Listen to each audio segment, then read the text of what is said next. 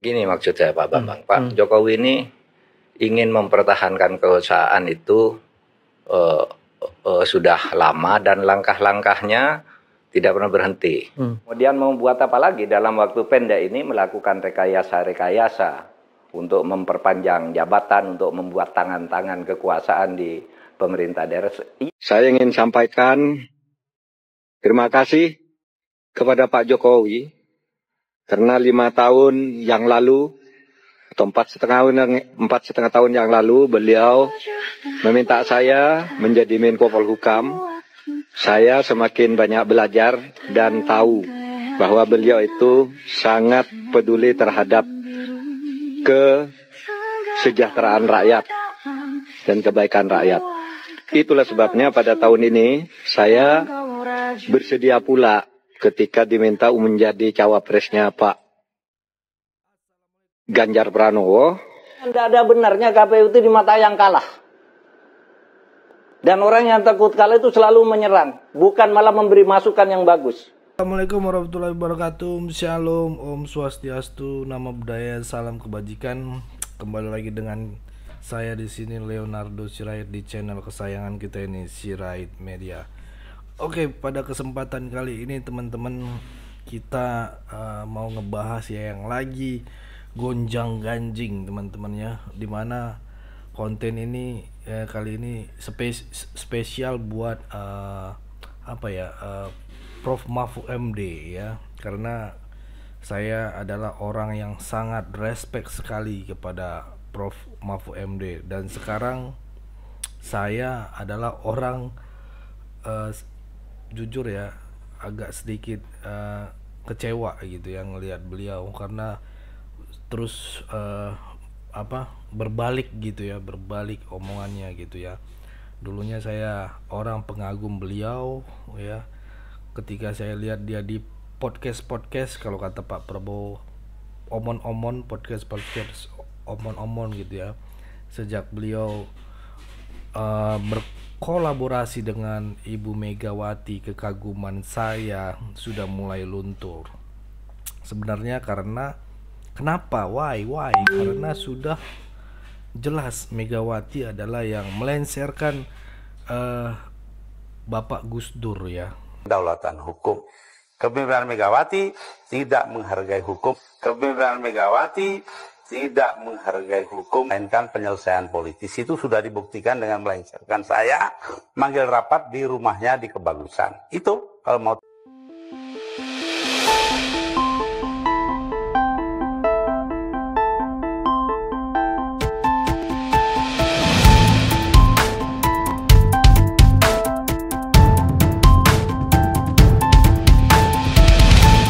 Jangan lupa klik tombol subscribe di channel Sirait Media, tempatnya berita dan hiburan.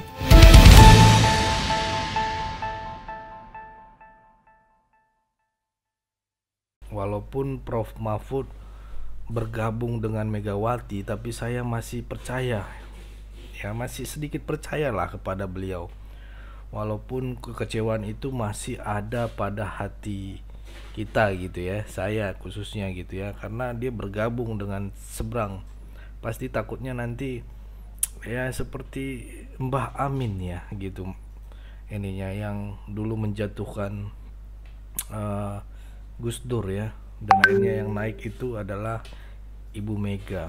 Nah, pada masa Pilpres 2024 kita lihat ya, nyaris semua calon itu saling serang, kita lihat sendiri teman-teman. Bahkan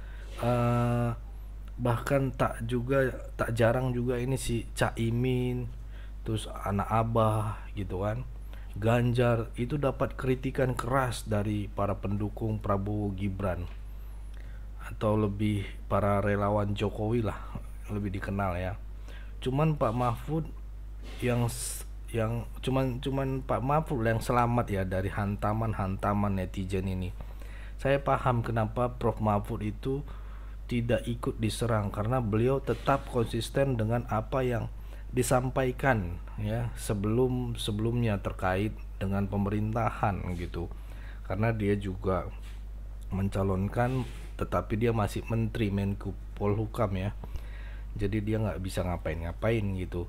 dan dia tetap mendukung kebijakan-kebijakan dari Pak Jokowi gitu ya. Tapi teman-teman, akhir-akhir ini jujur ya, Prof, saya sebagai orang Medan gitu ya, sangat kecewa dengan sampean gitu ya. Karena Prof Mahfud tuh sudah mulai menyerang Pak Jokowi gitu ya.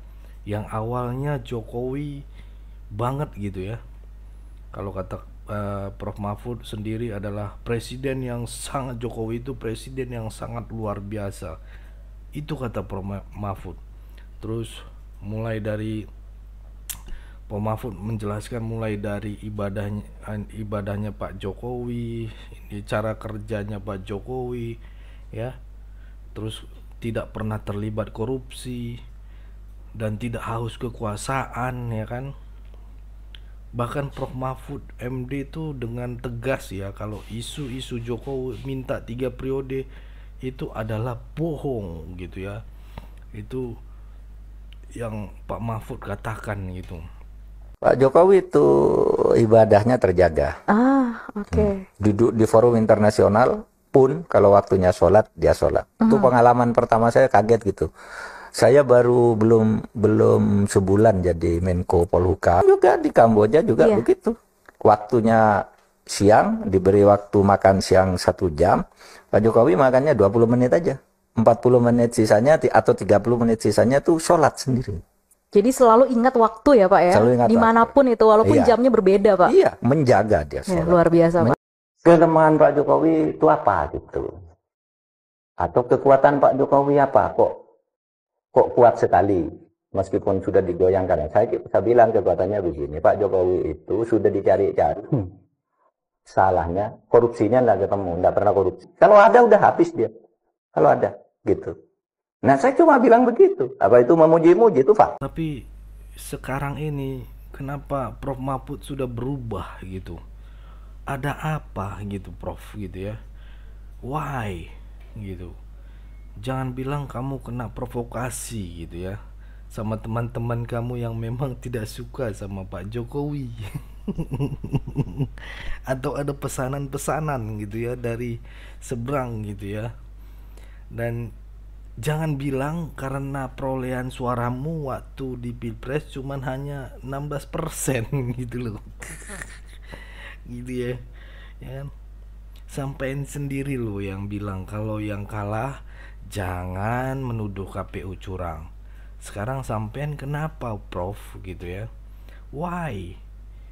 Ada apa dengan Prof? Kok jadi berbalik gitu ya? Mengapa menyerang Pak Jokowi? Apalagi menyerang intel-intelnya ya, dari Pak Prabowo gitu ya. Dan membuka di podcast-podcast gitu ya. Apalagi sekarang beliau ini lebih apa ya, kalau kata Pak Prabowo ya, artinya dia ikut campur gitu ya dalam hubungan Pak Prabowo dan Pak Jokowi gitu loh. Ini yang saya juga agak menggelitik teman-teman ya. Padahal Prabowo sendiri sudah tegas. Banyak yang orang, dia bilang di pidato-pidato dia ya, banyak orang pintar kata Prabowo ya, yang sudah lebih tahu daripada saya. Apa yang saya pikirkan ini kan sudah jelas gitu ya. Apa yang saya pikirkan kata Pak Prabowo sudah dipikirkan sama lebih tahu mereka gitu ya. Ini prof-prof yang ini nih gitu kan. Memang nggak disebut nama tapi kita duga ini beliau gitu ya. Apa yang saya pikirkan ini kan sudah jelas gitu ya, kata Pak Prabowo waktu di Kongres PAN itu ya. Itu jelas teman-teman. Terus banyak terus Pak Prabowo bilang banyak profesor yang buat podcast kata Pak Prabowo, yang sudah lebih tahu dari apa yang saya pikirkan gitu ya. Padahal saya belum mikir gitu. Tapi sudah dipikirkan sama mereka gitu ya. Ini dia lebih sudah paham gitu ya kata Pak Prabowo ya. Dan Pak Mahfud ini sudah terjebak kalau menurut saya dalam provokasi teman-temannya Ya teman-teman ya, mari kita simak dulu dengan perubahan Profesor Mahfud MD yang sangat disayangkan gitu ya, sangat sekali disayangkan gitu. Mari kita saksikan video berikut ini.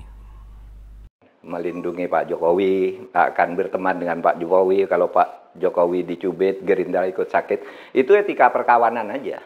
Dan kita gembira bahwa Pak Prabowo sekarang bisa bicara itu. Kan selama ini kan diem sebelum ada peristiwa itu. Betul. Tentang mau diapakan Pak Jokowi. Nah sekarang dia anggap Pak Jokowi teman kita sebagai etika perkawanan. Tetapi dia sekarang sebenarnya mulai menegaskan dirinya, meskipun saya sekarang sudah hampir pasti dilantik sebagai presiden dan saya akan berkuasa 20 Oktober, ya dia tidak akan sewenang-wenang, dia tetap kawan. Memang dia harus berkata begitu, masa mau mengatakan kamu saya tangkap, kan enggak. Ya. Nanti itu proses-proses lain yang akan bekerja di luar. Gitu. Jadi sungguh pun pernyataan itu kita apresiasi, kita nggak tahu nanti seperti apa setelah dilantik, begitu? Oh iya, karena tidak bisa mendesak dari lingkungan politik ya, perkembangan politik dan lingkungan politiknya. Kalau lingkungan politik di Gerindra, ya Pak Prabowo memang harus berkata begitu, Bapak teman kami gitu. Tetapi yang terpenting dari itu ya, sekarang kekuasaan presiden akan berada di Pak Prabowo dengan segala kewenangannya, dan Pak Jokowi nggak bisa cawe-cawe sekarang. Jalannya udah ditutup semua, Golkar sudah tertutup kan, kemudian mau ngatur daerah sudah tertutup, kemudian mau buat apa lagi dalam waktu pendek ini melakukan rekayasa untuk memperpanjang jabatan, untuk membuat tangan-tangan kekuasaan di pemerintah daerah. Iya bisa barangkali di daerah tertentu, barangkali di Medan misalnya ya, mungkin di beberapa bagian di Jawa Tengah bisa, tapi tidak seseram yang terjadi sebelum 21 Oktober. Yang kedua soal jabatan presiden 3 periode itu urusan partai politik dan MPR ya. Di kabinet tidak pernah bicara yang kayak gitu, bukan bidangnya. Itu urusan partai politik, mau mengubah mau enggak. Kalau ada orang mendorong Pak Jokowi menjadi presiden lagi, kata Pak Jokowi nih, itu hanya 2 alasannya. 1 ingin menjerumuskan, 2 ingin menjilat. Jadi jangan diseret-seret ke kabinet lah, urusan itu diskusinya MPR dan parpol lah. Dan itu haknya, kan asik baca-baca begitu, itu enggak apa-apa. Tetapi kalau pemerintah enggak punya wacana tentang mau 3 kali, mau 4 kali, 5 kali, kita undang-undang dasar yang berlaku sekarang aja. Enggak ada. Wah, itu enaknya Pak Jokowi itu. Enggak pernah negur. Artinya saya tahu siapa musuh politiknya Pak Jokowi, saya tahu temannya Pak Jokowi. Saya sering bertemu dengan orang yang suka ngeritik habis-habisan Pak Jokowi. Pak Jokowi enggak pernah negur. Dengan saya dibiarin. Saya ketemu Rizal Ramli, saya ketemu Said Didu, saya ketemu siapa aja. Nah tuh, itu kan orang yang paling keras terhadap Pak Jokowi. Tapi enggak apa-apa tuh Pak Jokowi. Malah dulu ketika saya bergurau itu tuh Pak Fadlizon sama Fahri Hamzah tuh perlu diberi bintang Mahputra. Oh ya kasih aja katanya Pak Jokowi. Padahal itu orang yang paling keras. Memenuhi syarat, tapi memenuhi syarat Pak. Dia sudah pernah memimpin DPR 1 periode. Kasih. Oh, kalau orang dendaman apa? Coret. Itu Pak Jokowi kasih. Malah dia bergurau. Ini sungguhan nih. Kenapa Pak Mahfud? Kok tidak Rocky Gerung diusulkan gitu? Saya belajar nasionalisme dan toleransi dari Gus Dur. Saya rasa dia patut dinobatkan sebagai bapak nasionalisme. Beliau pernah mengatakan punya musuh 1 kebanyakan, punya teman 100 masih sedikit. Saya belajar tentang kerendahan hati dari Presiden Joko Widodo.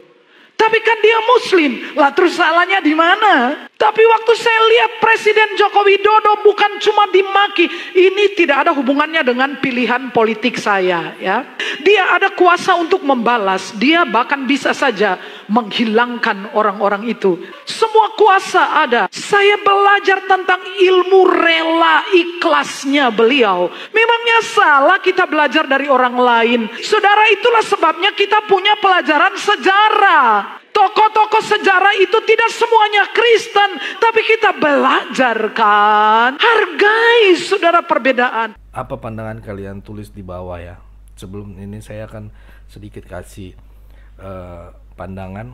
Jangan-jangan Prof Mahfud ini adalah kutu dalam selimut gitu ya, atau pengkhianat saat jadi menteri memuji Pak Prabowo bagus, hebat, sekarang malah menteri memuji Pak Jokowi bagus, hebat, sekarang malah menghakimi Pak Jokowi dulunya gitu ya, dan sekarang menghakimi gitu. Malahan masyarakat bisa menilai sejelek apapun yang Mahfud MD tuduhkan kepada Jokowi, rakyat tetap mencintai dan simpati pada Jokowi karena dia secara fisik dan nyata sudah membangun Indonesia, teman-teman. Sudah terasa gitu dari Sabang sampai Merauke. Coba kita lihat bangunan-bangunan sudah dibangun, jalan tol dan sebagainya gitu kan, MRT, kereta cepat dan sebagainya sudah kelihatan, teman-teman. Belum lagi ikon ibu kota sudah diganti gitu kan menjadi IKN gitu, sudah terlihat gitu ininya, sudah jelas teman-teman ya kinerja dia daripada ini orang gitu loh. Tapi gimana nanti pandangan kalian? Kalian komen di kolom komentar ya. Itu aja mungkin dari saya, teman-teman. Nah, saya akhirin pokoknya tetap cerdas, jangan mau terpecah belah, jangan mau termakan oleh omon-omon tentang apa yang sekarang diomongin dengan mengadu domba gitu ya. Selalu berpikir positif, teman-teman, dengan apa keputusan pemerintah, karena NKRI harga mati, tetap kawal kemenangan Pak Prabowo dan Gibran. Saya Leonardo Sirait mohon undur diri. Bye bye.